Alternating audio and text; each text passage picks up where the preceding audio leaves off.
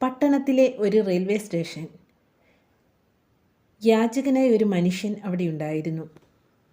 Train യാത്രികർ നൽകുന്ന ചെറിയ നാണയത്തുട്ടുകളാണ് അയാളുടെ വിശപ്പകറ്റാനുള്ള ഏക മാർഗം. ഒരു ദിവസം അയാൾ അങ്ങനെ ഭിക്ഷയെടുക്കുകയാണ്. കോട്ടും സൂട്ടുമൊക്കെ ഇട്ട് നല്ല ഉയരമുള്ള ഒരു മനുഷ്യൻ ട്രെയിനിൽ വന്നിറങ്ങി. യാചകൻ കരുതി, ധനവാനായ ഒരു മനുഷ്യനാണ് ഇയാൾ, തനിക്ക് നല്ലൊരു തുക ഭിക്ഷയായി നൽകുമായിരിക്കും. ഉയരമുള്ള ആ മനുഷ്യൻ അടുത്തെത്തിയപ്പോൾ യാചകൻ അദ്ദേഹത്തിൻ്റെ നേരെ കൈനീട്ടി. യാചകനെ ഒന്ന് നോക്കിയതിനു ശേഷം അയാൾ പറഞ്ഞു, നിങ്ങൾ എന്നും എല്ലാവരുടെയും കയ്യിൽ നിന്ന് വാങ്ങിക്കൊണ്ടേയിരിക്കുന്നു. എന്തെങ്കിലും ആർക്കെങ്കിലും നിങ്ങൾ തിരികെ നൽകാറുണ്ടോ? യാചകൻ ഒന്ന് പതറി. എന്താണ് ഈ മനുഷ്യൻ പറയുന്നത്? യാചകനായി എന്നിൽ നിന്നും ആളുകൾ എന്ത് സ്വീകരിക്കാനാണ്?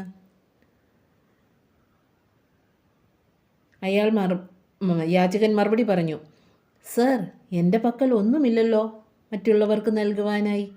ഞാൻ എന്താണ് മറ്റുള്ളവർക്ക് നൽകുക? ഞാനിന്നും ഭിക്ഷ എടുക്കുകയല്ലേ ചെയ്യുന്നത്. ഉയരമുള്ള മനുഷ്യൻ പറഞ്ഞു, എപ്പോഴാണോ നിങ്ങളുടെ കൈവശം എന്തെങ്കിലും എനിക്ക് തരുവാനുണ്ടാവുക, അപ്പോൾ മാത്രമേ ഞാൻ നിങ്ങൾക്ക് എന്തെങ്കിലും തരികയുള്ളൂ. കാരണം ഞാനൊരു വ്യാപാരിയാണ്. കൊടുക്കൽ വാങ്ങലിൽ വിശ്വസിക്കുന്നയാളാണ് ഞാൻ. എനിക്ക് തരുവാൻ നിങ്ങളുടെ കൈവശം ഒന്നുമില്ലാത്ത പക്ഷം എനിക്കൊന്നും തരാൻ സാധിക്കുകയില്ല. ഇത്രയും പറഞ്ഞിട്ട് അയാൾ അങ്ങ് നടന്നുപോയി. യാചകൻ ഇരുന്ന് ചിന്തിക്കാൻ തുടങ്ങി. എന്താണ് അദ്ദേഹം പറഞ്ഞതിൻ്റെ അർത്ഥം? ഞാൻ എന്താണ് ആൾക്കാർക്ക് നൽകുക? ഒരു പക്ഷേ ഞാനൊന്നും നൽകാത്തത് കൊണ്ടാണോ ചെറിയ തുക മാത്രം എനിക്ക് ഭിക്ഷ ലഭിക്കുന്നത്? അങ്ങനെ ചിന്തിച്ച് ആ ദിവസം കടന്നുപോയി. പിറ്റേന്ന് നേരം പുലർന്നു. അയാൾ ഇരിക്കുന്ന റെയിൽവേ ഗേറ്റിനടുത്താണ്. അതിനോട് ചേർന്നുള്ള തൊടിയിൽ ധാരാളം പൂക്കൾ ഉണ്ടായിരുന്നു. അത് ദൃഷ്ടിയിൽപ്പെട്ട യാചകൻ ഇങ്ങനെ ചിന്തിച്ചു, തനിക്ക് നൽകുന്ന നാണയത്തുട്ടുകൾക്ക് പകരമായി ഓരോ പൂക്കൾ സമ്മാനമായി നൽകിയാലോ? അയാൾ അവിടെ നിന്നും എണീറ്റ് കുറച്ച് പൂക്കൾ ശേഖരിച്ചു. എന്നിട്ട് തനിക്ക് ലഭിക്കുന്ന ഓരോ നാണയത്തുട്ടുകൾക്കും പകരമായി പൂക്കൾ നൽകി തുടങ്ങി. വരും ദിവസങ്ങളിൽ അയാൾക്ക് കൂടുതൽ ഭിക്ഷ കിട്ടിത്തുടങ്ങി. അങ്ങനെ കുറേ ദിവസങ്ങൾ കടന്നുപോയി. ഒരു ദിവസം ഉയരമുള്ള കോട്ട് സൂട്ടുമിട്ട ആ മനുഷ്യൻ വീണ്ടും കടന്നു വന്നു. അദ്ദേഹത്തെ കണ്ടയുടനെ യാചകൻ അദ്ദേഹത്തിൻ്റെ നേരെ പൂ നീട്ടി. എന്നിട്ട് പറഞ്ഞു, ഇന്ന് അങ്ങേക്ക് തരുവാൻ ഒരു പൂവുണ്ട് എൻ്റെ കയ്യിൽ. എനിക്ക് എന്തെങ്കിലും ഭിക്ഷ നൽകിയാലും. ഉയരമുള്ള ആ മനുഷ്യൻ ആ പൂ സ്വീകരിച്ചു. എന്നിട്ട് നല്ലൊരു തുക അദ്ദേഹത്തിന് നൽകി. എന്നിട്ട് പറഞ്ഞു, ഓ, നിങ്ങളും ഇപ്പോൾ ഒരു വ്യാപാരിയായിരിക്കുന്നു, എന്നെ പോലെ തന്നെ. അങ്ങനെ പറഞ്ഞിട്ട് ആ മനുഷ്യനങ്ങ് നടന്നുപോയി. യാചകൻ വീണ്ടും വിഷമത്തിലായി. എന്താണ് ആ മനുഷ്യൻ പറഞ്ഞതിൻ്റെ അർത്ഥം? ഞാനൊരു വ്യാപാരിയായെന്നോ? ഞാൻ കച്ചവടമൊന്നും നടത്തുന്നില്ലല്ലോ. വീണ്ടും അദ്ദേഹം ഇരുന്ന് ചിന്തിക്കാൻ തുടങ്ങി. എന്തായിരിക്കും ഇദ്ദേഹം പറഞ്ഞതിൻ്റെ അർത്ഥം? ആ വാക്കുകളുടെ അർത്ഥം മനസ്സിലായ അയാൾ സന്തോഷം കൊണ്ട് തുള്ളിച്ചാടി. ഞാനും ഒരു വ്യാപാരിയായിരിക്കുന്നു. ആകാശത്തിലേക്ക് നോക്കി അയാൾ ഉറക്കെ വിളിച്ചു പറഞ്ഞു. കേട്ടു നിന്നവർ അയാളെ പരിഹസിച്ചു. ഇയാൾക്ക് വട്ടാണ് എന്ന് പറഞ്ഞു. പക്ഷേ പിന്നീട് വരും ദിവസങ്ങളിലൊന്നും ആ യാചകനെ ആരും അവിടെ കണ്ടില്ല. അങ്ങനെ കുറേ മാസങ്ങൾ കടന്നുപോയി. ഒരു ദിവസം ഉയരമുള്ള കോട്ട് സൂട്ടുമിട്ട മനുഷ്യൻ ട്രെയിനിൽ യാത്ര ചെയ്യുകയാണ്. അടുത്ത സ്റ്റേഷനിൽ നിന്നും അതേ വേഷധാരിയായ മറ്റൊരു മനുഷ്യൻ കയറി എതിർവശത്തുള്ള സീറ്റിലിരുന്നു. എന്നിട്ട് ഈ ഉയരമുള്ള മനുഷ്യനെ നോക്കി പുഞ്ചിരിച്ചുകൊണ്ട് വേഗം എണീറ്റ് വന്ന് ഷേക്ക് ഹാൻഡ് കൊടുത്തു. എന്നിട്ട് ചോദിച്ചു, സർ, താങ്കൾക്ക് എന്നെ മനസ്സിലായോ? ഉയരമുള്ള മനുഷ്യനൊന്ന് ചിന്തിച്ചു. എന്നിട്ട് പറഞ്ഞു, എനിക്ക് തോന്നുന്നു നമ്മൾ ആദ്യം കാണുകയാണെന്ന്. എനിക്ക് മനസ്സിലായില്ല. ആരാണ് താങ്കൾ? എവിടേക്ക് പോകുന്നു? ഉടനെ ആ മനുഷ്യൻ മറുപടി പറഞ്ഞു, ഈ റെയിൽവേ സ്റ്റേഷനിൽ ഭിക്ഷ എടുത്തുകൊണ്ടിരുന്ന മനുഷ്യനാണ് ഞാൻ. ആദ്യം നമ്മൾ തമ്മിൽ കണ്ടുമുട്ടിയപ്പോൾ നിങ്ങൾ എന്നോട് പറഞ്ഞു കൊടുക്കൽ വാങ്ങലിൻ്റെ ആ മഹത്വത്തെപ്പറ്റി. അങ്ങനെ ഞാൻ ഭിക്ഷയ്ക്ക് പകരമായി പൂക്കൾ നൽകി. പക്ഷേ ഞാൻ എന്നെ ഒരു ഭിക്ഷക്കാരനായി മാത്രമാണ് കണ്ടത്. രണ്ടാമത്തെ പ്രാവശ്യം കണ്ടുമുട്ടിയപ്പോൾ താങ്കൾ എന്നോട് പറഞ്ഞു, നിങ്ങൾ ഒരു വ്യാപാരിയായിരിക്കുന്നുവെന്ന്. ഒരു ഭിക്ഷക്കാരൻ എന്നതിനേക്കഴിഞ്ഞും ഉപരിയായി അതിൻ്റെ മുകളിലേക്ക് ചിന്തിക്കാൻ എനിക്ക് സാധിച്ചിരുന്നില്ല. രണ്ടാമത്തെ പ്രാവശ്യം കണ്ടുമുട്ടിയപ്പോൾ താങ്കൾ എന്നോട് പറഞ്ഞു നിങ്ങളൊരു വ്യാപാരിയായിരിക്കുന്നുവെന്ന്.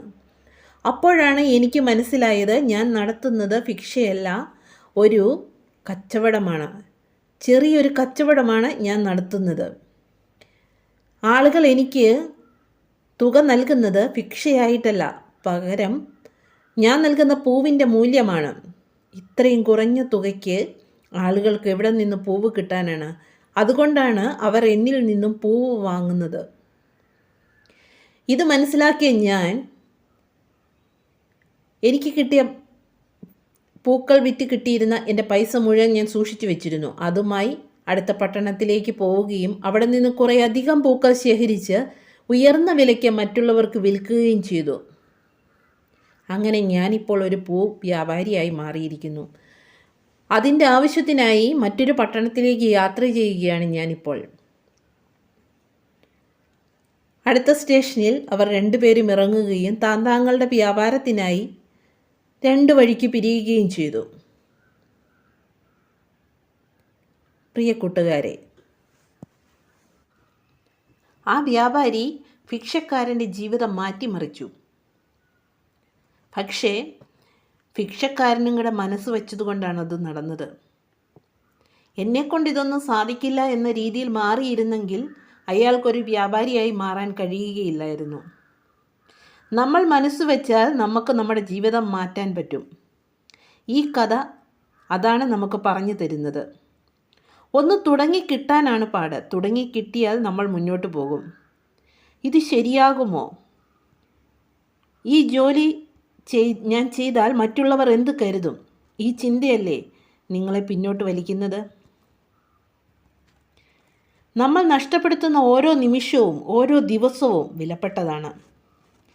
നമ്മുടെ സ്വപ്നങ്ങളെ നേടിയെടുക്കാൻ നമ്മൾ തന്നെ മുന്നിട്ടിറങ്ങണം.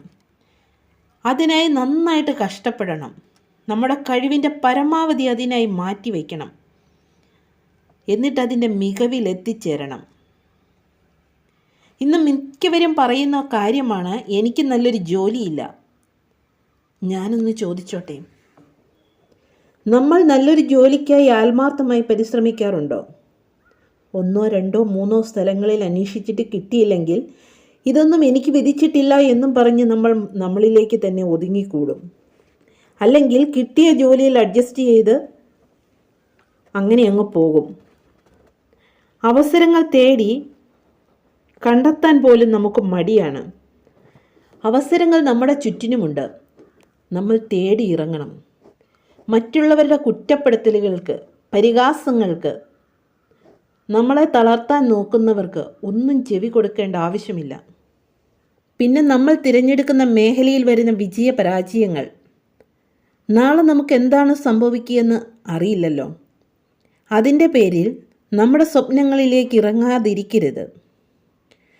നമ്മൾ നമ്മുടെ സ്വപ്നങ്ങളിലേക്ക് ഇറങ്ങിത്തിരിക്കണം. കഠിന പരിശ്രമത്തിലൂടെ അവയെല്ലാം നേടിയെടുക്കണം.